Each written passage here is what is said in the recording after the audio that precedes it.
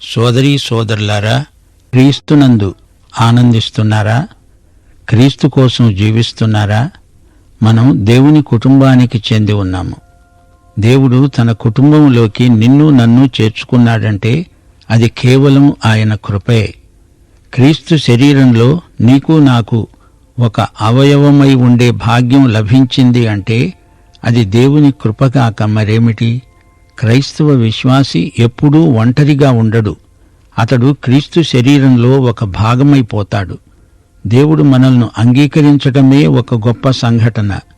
నిన్ను దేవుడు అంగీకరించినప్పుడు నీకు ఇతర విశ్వాసులకు ఉన్న సంబంధాలలో నీ సాక్ష్యం పరీక్షకు వస్తుంది. రోమాపత్రిక 12వ అధ్యాయం 4-5 వచనాలు. ఒక్క శరీరములో మనకు అనేక అవయవములుండినా ఈ అవయవములన్నిటికీ ఒక్కటే పని ఎలాగూ ఉండదో అలాగే అనేకులమైన మనము క్రీస్తులో ఒక్క శరీరముగా ఉండి ఒకరికి ఒకరము ప్రత్యేకముగా అవయవములమై ఉన్నాము. నీవు నేను ఈ శరీరంలోని ప్రతి ఇతర అవయవానికి చెంది ఉన్నాము. మనకు తృప్తి, శాంతి, అంగీకారం, ఆమోదము కలగాలంటే ఇతర అవయవములతో సరైన సంబంధం ఉండి తీరాలి. 1 కొరింథీ 12వ అధ్యాయం 14-16 వచనం వరకు. శరీరము ఒక్కటే అవయవముగా ఉండక అనేకమైన అవయవములుగా ఉన్నది. నేను చెయ్యిని కాను గనుక శరీరములోని దాన్ని కాను అని పాదము చెప్పినంత మాత్రాన శరీరములోనిది కాకపోదు. నేను కన్నును కాను గనుక శరీరములోని దాన్ని కాను అని చెవి చెప్పినంత మాత్రాన శరీరములోనిది కాకపోదు. క్రీస్తు శరీరంలో నీ స్థానమేదో నీవు గుర్తించాలి. ఏ అవయవం లోపించినా శరీరం సంపూర్ణం కాదు. కన్ను చేతితో నీవు నాకు అక్కర్లేదు అని చెప్పజాలదు. తల పాదములతో మీరు నాకు అక్కర్లేదు అని చెప్పజాలదు. అంతేకాదు, శరీరము యొక్క అవయవములలో నీ స్థానమేదో నీవు గుర్తించాలి. కన్ను చేతితో నీవు నాకు అక్కర్లేదు అని చెప్పజాలదు. తల పాదములతో మీరు నాకు అక్కర్లేదు అని చెప్పజాలదు. అంతేకాదు, శరీరము యొక్క అవయవములలో ఏవి బలహీనములుగా కనపడతాయో అవి మరీ ఎక్కువ ఆవశ్యకములే. శరీరములో ఏ అవయవములు ఘనత లేనివని ఎంచుతామో ఆ అవయవములను మరీ ఎక్కువగా ఘనపరుస్తున్నాము. సుందరములు కాని మన అవయవములకు ఎక్కువైన సౌందర్యము కలుగుతుంది. విశ్వాసులందరిలో ఒకరికొకరు కావాలి. ఒకరిపై ఒకరు ఆధారపడి ఉన్నారు. క్రైస్తవ విశ్వాసులం మనమంతా ఒకే కుటుంబం. పరలోకమందున్న మా తండ్రి అంటూ యేసు శిష్యులందరితో కలిసి ప్రార్థించాడు. అది మాదిరి ప్రార్థన. మన తండ్రి దేవుడే. దేవుడు మనల్ని తన బిడ్డలనుగా అంగీకరించాడు. ఈ కుటుంబంలో నీవు నేనే కాదు, ఇంకా అనేక మంది పిల్లలున్నారు. అందుచేత మన పరస్పర సంబంధాలు సరిగా ఉండాలి. ఎఫెసీ పత్రిక 2వ అధ్యాయం 19వ వచనం. మీరిక మీదట పరజనులు పరదేశులు అయి ఉండక పరిశుద్ధులతో ఏకపట్టణస్థులు దేవుని ఇంటివారు అయి ఉన్నారు. పరదేశులు పరాయివారే, పౌరులు కారు. అయితే మనము దేవునికి పరాయివారము కాము, ఆయన కుటుంబీకులము. కీర్తనలు 68:6 వచనం. ఒంటరి వారిని ఆయన కుటుంబములోకి తెస్తాడు. ఆయన బంధింపబడిన వారిని విడిపించి వారిని వర్ధిల్ల చేస్తాడు. విశ్వాసఘాతకులు నిర్జల దేశమందు నివసిస్తారు. ఒక కుటుంబముగా మనము చేయవలసిందేమిటంటే ప్రభువైన యేసుక్రీస్తును మహిమపరచాలి, లేఖన ప్రమాణములను పాటించాలి, పరిశుద్ధాత్మకు స్వేచ్ఛనివ్వాలి, స్నేహశీలమును పెంపొందించుకోవాలి. అనుదిన జీవితంలో విశ్వాసమును ప్రయోగించి ఎదుగుతూ ఉండాలి. అందరూ కలిసి గుడికి వెళ్ళినప్పుడే కాక మిగతా సమయంలో కూడా పరస్పర సహవాసాన్ని పెంపొందించుకుంటూ ఉండాలి. కాపరులు శ్రద్ధగా విశ్వాసులను సందర్శించి పరామర్శించాలి. ఇతర క్రైస్తవ శాఖలతో స్నేహ సంబంధాలు కలిగి ఉండాలి. వారి మధ్య సంతోషంగా ఉండగలగాలి. 84వ కీర్తన 4వ వచనం. నీ మందిరమందు నివసించేవారు ధన్యులు, వారు నిత్యము నిన్ను స్తుతిస్తారు. మనము నిర్జల దేశమందు ఉండము, సారవంతమైన స్థలంలో క్రీస్తునందున్నాము. చేప నీళ్లలోనే పొద్దస్తమానము తిరుగుతూ ఉంటుంది. అది నీళ్లెప్పుడు తాగుతుందో తెలియదు. అలాగే మనము క్రీస్తునందున్నాము. మన స్వంతానికి ఏమి కావాలో, ఎంత కావాలో మనకే తెలీదు. సరే శ్రోతలు, రండి ప్రార్థన చేసుకుందాము. మా పరలోక తండ్రి, నీకు మా హృదయపూర్వకమైన కృతజ్ఞతలు. మా శ్రోతలను, వారి కుటుంబములను, వారి సంతానమును ఆశీర్వదించండి. స్థానిక సంఘములను, సంఘ నాయకత్వమును దీవించి బలపరచండి. సంఘము యొక్క దర్శనమును విస్తృతపరచండి. మా దేశమును, దేశ ప్రజలను, పరిపాలకులను ఆశీర్వదించండి. కరువు కాటకముల నుండి దేశమును కాపాడండి. నేటి వాక్య అధ్యయన ఆశీర్వాదములు మాకు దయచేయమని యేసుక్రీస్తు వారి దివ్యనామమున ప్రార్థన చేస్తున్నాము తండ్రి. ఆమేన్. సోదరీ సోదరులారా, ఈరోజు మన పాఠం ఆదికాండం 40వ అధ్యాయం 9వ వచనం నుండి అధ్యాయం చివరి వరకు. గత పాఠంలో యోసేపు చెరసాలలో ఉన్నప్పుడు జరిగిన సంఘటనలను గురించి విన్నాము గదు. ఆదికాండం 40వ అధ్యాయం 9వ వచనం. అప్పుడు పానదాయకుల అధిపతి యోసేపును చూచి తన కలను అతనికి వివరించి చెప్పాడు. నా కలలో ఒక ద్రాక్షవల్లి నా ఎదుట ఉన్నట్లు కనపడింది. దానికి 3 తీగలున్నాయి. దాని పువ్వులు వికసించాయి. దాని గెలలు పండి అవి ద్రాక్ష ఫలములయ్యాయి. అప్పుడు ఫరో గిన్నె నా చేతిలో ఉన్నది. ఆ ద్రాక్ష ఫలములు నేను పట్టుకొని ఫరో గిన్నెలో వాటిని పిండి ఆ గిన్నెను ఫరో చేతికి అందించాను. అప్పుడు యోసేపు అన్నాడు, దాని భావము ఇదే: ఆ 3 తీగలు 3 రోజులు ఇంకా 3 దినములలోగా ఫరో నీ తలను పైకెత్తి నీ ఉద్యోగము నీకు మళ్లీ ఇప్పిస్తాడు. నీవతనికి పానదాయకుడవై ఉన్న నాటి మర్యాద చొప్పున ఫరో గిన్నెను అతని చేతికి అప్పగిస్తావు. కాబట్టి నీకు క్షేమము కలిగినప్పుడు నన్ను జ్ఞాపకము చేసుకొని నా యందు కరుణించి ఫరోతో నన్ను గురించి మాట్లాడి ఈ ఇంటిలో నుండి నన్ను బయటికి రప్పించు. నేను హీబ్రూ వారి దేశము నుండి దొంగిలించబడి వచ్చాను, ఇది నిజం. ఈ చెరసాలలో నన్ను వేయడానికి కూడా నేను చేసిన నేరమేమీ లేదు. సోదరీ సోదరులారా, పాత నిబంధన కాలంలో దేవుడు కలల ద్వారా మాట్లాడిన సందర్భాలు ఎన్నో ఉన్నాయి. అయితే కొత్త నిబంధనలో దేవుడు అలాంటి పద్ధతులు ఎక్కువగా వాడినట్లు కనిపించదు. పూర్వము లేఖనాలు పూర్తిగా ప్రజలకు ఇయ్యబడి ఉండలేదు. ఇప్పుడైతే మనకు సంపూర్ణ లేఖనము అందుబాటులో ఉన్నది. అదే పరిశుద్ధ బైబిలు. పాత నిబంధన రోజుల్లో దేవుడు తన ప్రజలతో మాట్లాడవలసి వచ్చినప్పుడు కలల ద్వారా గాని వారికి అర్థమయ్యే సంకేతాలు గాని వాడి తన చిత్తాన్ని బయలుపరిచేవాడు. పానదాయకుడు అర్థం చేసుకోవాలంటే పానదాయకుడి భాషలోనే మాట్లాడాలి. ఎందుకనగా అతడు చేసే పని అది, అతని వృత్తి అది. అలాగే నెబుకద్నెజరు రాజుకు ఒక కల వచ్చింది. అది ఏమిటనుకున్నారు? ఒక పెద్ద విగ్రహం. అది రాజుకు అర్థమైన భాష. అతడు పొద్దస్తమానము విగ్రహాలు, స్తూపాలు, స్తంభాలు మొదలైన చిహ్నాలను గురించే ఆలోచిస్తుంటాడు. యేసు ప్రభు రైతులకు ఏదైనా చెప్పవలసి వచ్చినప్పుడు గోధుమ పొలాలని, పంట చేలని, దున్నటమని, ఎద్దులని, వివిధ సాంకేతిక వస్తుపాఠాలను ప్రబోధించాడు. చివరకు శిలువ మీద వేలాడుతూ దొంగలతో ఏ భాషతో మాట్లాడాడనుకుంటున్నారు? దేవుడు ఏమి చెప్పినా ఏది చేసినా ప్రజలకు అర్థం కావటం ముఖ్యం. యోసేపు పానదాయకుని కలకు అర్థం చెప్పడానికి దేవుడు యోసేపునకు జ్ఞానం ప్రసాదించాడు. పానదాయకుడు రాజుగారి అనుగ్రహం చేత తిరిగి తన ఉద్యోగం సంపాదించుకుంటాడు. 3 రోజుల్లో అది జరగబోతోంది గనుక, నేస్తం నన్ను జ్ఞాపకం చేసుకో. రాజుగారికి గిన్నె అందించినప్పుడు నా సంగతి ఆయనకు చెవిలో వెయ్యి. లేకపోతే నేను ఇక్కడే ఈ చెరసాలలో మగ్గిపోవలసి వస్తుంది. నేను నీకు కలభావం చెప్పి సహాయం చేశాను గదా, మరి నీవు నాకు ఈ కొంచెం ప్రత్యుపకారం చెయ్యి. నన్ను మర్చిపోవద్దు. నేను హీబ్రూ వంశానికి చెందినవాణ్ణి. నేను చేసిన నేరమేమీ లేదు. అయినా నన్ను నిష్కారణంగా చెరసాలలో పడేశారు. పానదాయకుడు అలాగే చేస్తానని మాట ఇచ్చాడు. ఇప్పుడు భక్ష్యకారుల అధిపతి యోసేపు మాటలు విని ఆకర్షితుడయ్యాడు. తన కలను వివరంగా చెప్పుకుంటున్నాడు. నేను కూడా కలగన్నాను. తెల్లని పిండి వంటలు గల 3 గంపలు నా తల మీద ఉన్నాయి. మీది గంపలో ఫరో కోసము సమస్త విధములైన పిండి వంటలు ఉన్నాయి. పక్షులు నా తలమీది గంపలో నుండి వాటిని తీసుకొని తింటున్నాయి.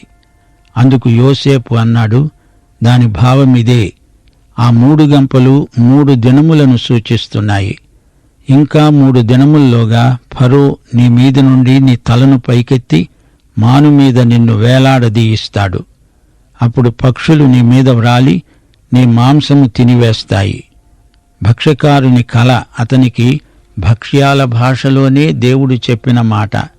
జరగబోయే సంఘటన భక్ష్యాల గంప, అందులో పిండి వంటలు, తినుబండారాలు, ఇవే అతనికి అర్థమయ్యే సాంకేతిక వస్తువులు.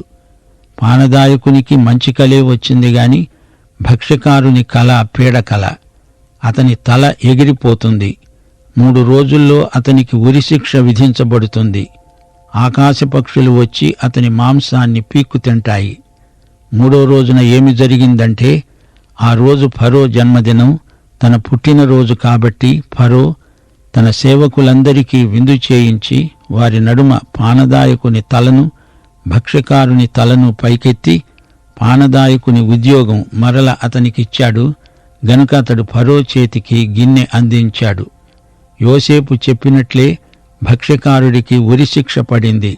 అతన్ని మానుకు వేలాడదీశారు. అయితే పానదాయకుడు యోసేపును జ్ఞాపకముంచుకోలేదు. అతని సంగతే మరచిపోయాడు. యోసేపు తాను ఉన్న చోటే చెరసాలలోనే ఉండిపోయాడు. అతని గోడు వినేవారెవ్వరూ లేరు. అతని సంగతి ఎవరు పట్టించుకుంటారు? రాజుగారికి తన సంగతి ఎవరు విన్నవిస్తారు? ఒకసారి యోబు భక్తుడు కూడా మహాబాధలో అనుకున్నాడు, దేవునికి నా వ్యాజ్యం వినిపించడానికి ఎవరైనా మధ్యవర్తి ఉంటే ఎంత బాగుండేది. సోదరీ సోదరులారా, మనలను ఎన్నడూ మరచిపోని మధ్యవర్తి ఒకడున్నాడు. ఆయనే యేసుక్రీస్తు అనే నరుడు. ఇక్కడ యోసేపు చెరసాలలో బాధపడుతూ పానదాయకుడు తనను మర్చిపోయాడని తలుచుకొని మరీ కుమిలిపోతున్నాడు. తనకెంతో అన్యాయం జరిగింది. తాను ఎవరు, ఎక్కడ్నుంచి వచ్చాడు, తాను బానిస అయిపోవడానికి కారణమేమిటి, తన మీదికి ఎందుకీ అపనిందలు రావాలి, ఈ చెరసాల కటకటాల వెనక ఎందుకున్నట్లు? తానే పాపము ఎరగడు. చేయని పాపానికి శిక్ష అనుభవించవలసి వచ్చింది. సోదరీ సోదరులారా, దేవుని బిడ్డలు అప్పుడప్పుడు తాము చేయని నేరానికి శిక్ష పొందే పరిస్థితిని సైతాను కల్పిస్తాడు. అంతమాత్రానికి మనము నిరుత్సాహపడకూడదు. యోసేపును చూడండి. పోతీఫరు ఇంటిలో ఉండగా అక్కడ జరిగిన మోసం ఎవరి వల్ల జరిగిందో ఆ వ్యక్తే తనను ముద్దాయిగా చిత్రించటం ఏమి న్యాయం? సైతాను మన మీద నిష్కారణంగా నేరారోపణ చేస్తే మన పక్షాన వాదించడానికి మనకు యేసుక్రీస్తు అనే న్యాయవాది ఉన్నాడు. ఆయనకు చెప్పుకుంటే అంతా ఆయనే చూసుకుంటాడు. ఇప్పుడు పానదాయకుడు తనను మర్చిపోయాడు. పోతీఫరు మర్చిపోయాడు. అందరూ మర్చిపోయారు. కాని దేవుడు యోసేపును మరచిపోలేదు, మరచిపోడు. ఈ పానదాయకుడు తన సంతోషంలో తనకు మేలు చేసిన వ్యక్తినే మర్చిపోయాడు. ఎందుకు దేవుడిలా జరగనిచ్చాడు? దేవుడు నిర్ణయించిన కాలమందే ఏదైనా జరుగుతుంది. ఒకవేళ పానదాయకుడు ఫరోకు వెంటనే యోసేపు సంగతి చెప్పి ఉంటే దయతో యోసేపును విడుదల చేసి ఉండేవాడు. అప్పుడతడు తన స్వదేశానికి, కనాను భూమికి వెళ్ళిపోయి ఉండేవాడు. తీరా ఫరోకు కల వచ్చినప్పుడు దాని భావం చెప్పటానికి యోసేపు దొరకడు. అందుకే దేవుడు యోసేపును ఇంతకాలము చెరసాలలోనే ఉండనిచ్చాడు. అతడు చెరసాలలో ఉండబట్టే ఫరోకు అందుబాటులో ఉన్నాడు. పరిస్థితులు ఎంత కఠినంగా ఉన్నా యోసేపు విశ్వాసం అతన్ని కాపాడింది. దేవుడే అతన్ని నడిపిస్తున్నాడు. అతని విశ్వాసం నిరీక్షణలో ఫలించింది. తన జీవితంలోని ప్రతి క్షణము ఒక పరీక్షగానే పరిణమించింది. అతడు నమ్మకమైన సేవకుడు. పోతీఫరు ఇంటిలో ఉన్నా, చెరసాలలో ఉన్నా అతడు విశ్వసనీయుడు. అంతేకాదు, సర్వకాల సర్వావస్థల్లో యోసేపు దేవునికి విధేయుడు, విశ్వసనీయుడు. యోసేపు ఎల్లప్పుడూ దేవుణ్ణి మహిమపరిచాడు. త్వరలోనే ఫరో క్రింద ఫరో అంతటివాడు కాబోతున్నాడు. అప్పుడు కూడా అతడు విశ్వసనీయుడే. అంతేకాదు, తన సొంత సహోదరులకు కూడా విశ్వసనీయుడే. మన విశ్వాసం మనలను విశ్వసనీయులనుగా చేయాలి. సోదరీ సోదరులారా, మీరు విశ్వాసులా? అయితే విశ్వసనీయులై ఉండాలి. అదే దేవుడు మీ నుండి కోరుతున్నాడు. ఈ రోజుల్లో కొందరు క్రైస్తవులు విశ్వాసులే గాని విశ్వసనీయతను రుజువు చేయలేకపోతున్నారు. పెద్ద పెద్ద సంస్థలు అందులోని పనివారి మోసాన్ని బట్టి కుంటుబడిపోతున్నాయి. యేసు ప్రభు ఏర్పరచుకున్న అపొస్తలులు ఎంతో విశ్వసనీయులు గనుకనే ఈ రోజున మనకు సువార్త అందింది. క్రైస్తవ సంస్థలలో పనిచేసే విశ్వాసులకు మా విజ్ఞప్తి, విశ్వసనీయులై సేవ చేయండి. యోసేపు జీవితము నుండి ఇదే పాఠం నేర్చుకోగలం.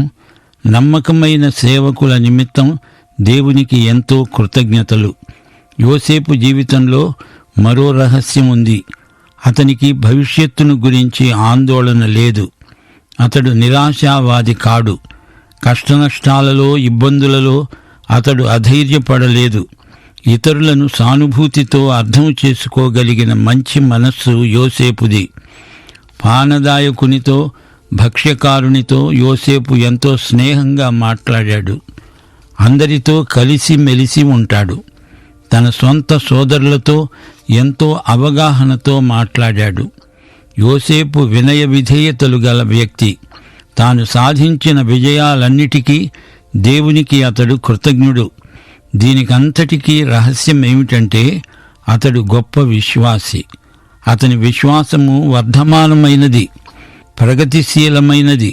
తన పూర్వీకుల విశ్వాసం తనకు మంచి వరవడి.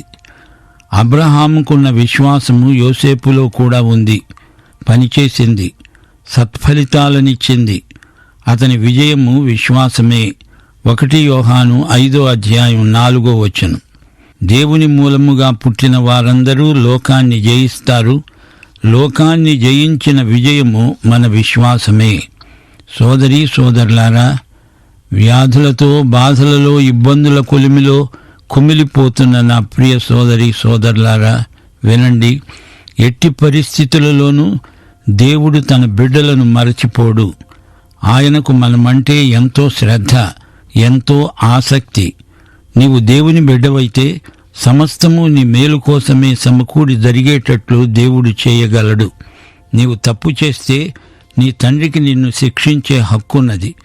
తండ్రి శిక్ష మనకు ఎంతో మేలు. మన దేవుడు ఎంత గొప్పవాడో చూచారా?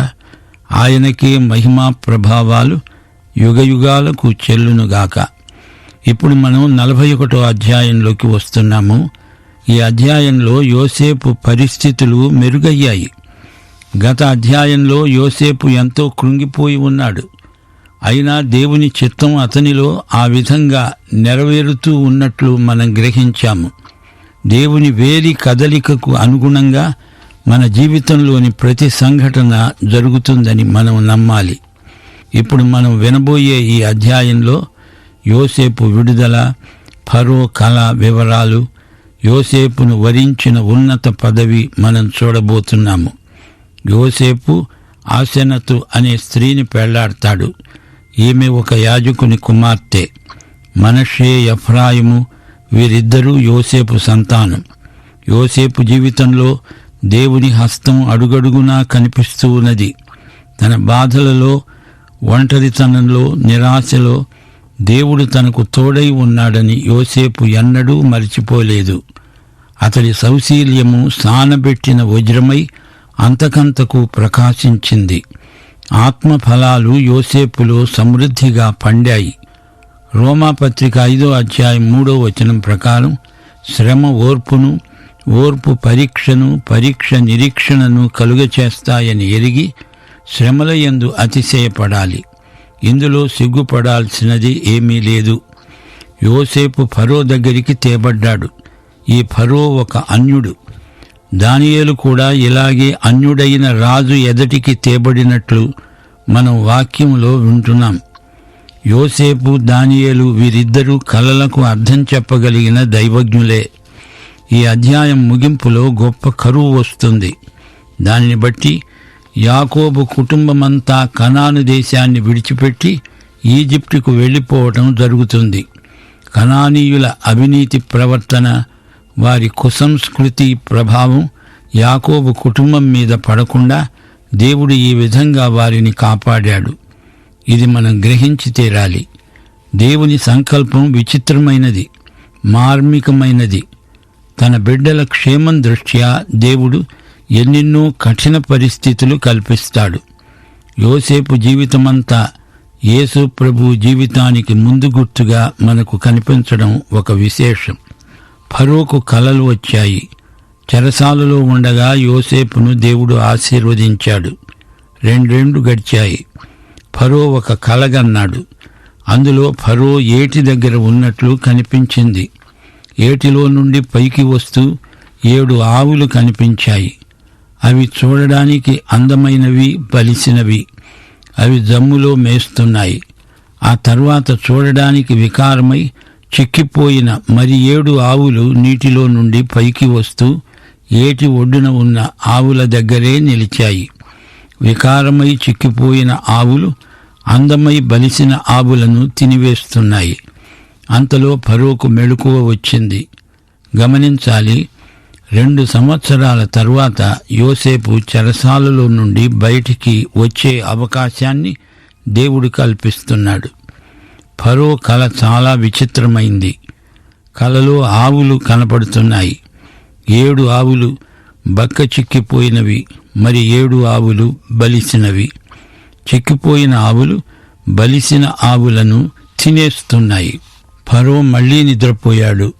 ఈ కలకు అర్థమేమిటో అతనికి బోధపడలేదు. అర్థం చెప్పేవారెవరూ లేరు. ఫరోకు 2వ కల వచ్చింది. మంచి పుష్టిగల 7 వెన్నులు ఒకే దంటున పుట్టుతున్నాయి. తూర్పుగాలి చేత చెడిపోయిన 7 పీల వెన్నులు వాటి తర్వాత మొలిచాయి. అప్పుడు నిండైన పుష్టిగల ఆ 7 వెన్నులను పీల వెన్నులు మింగివేశాయి. అంతలో ఫరో మేలుకొని అది కల అని గ్రహించాడు.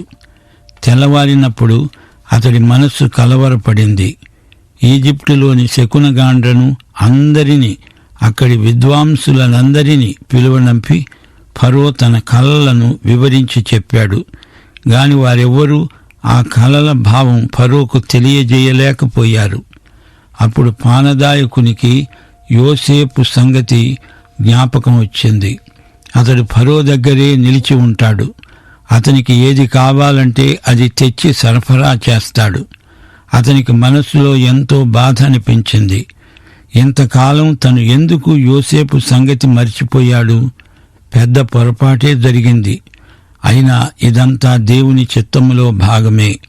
దేవుడు చరిత్రలో తన ఉద్దేశ్యాన్ని నెరవేర్చుకోవడంలో ఈ సంఘటనలన్నీ ఒకదాని వెంట ఒకటి జరిగాయి.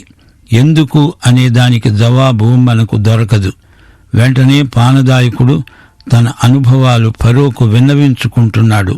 అప్పుడేమి జరిగింది? వచ్చే సందేశంలో విందాము. ప్రార్థన చేసుకుందాం.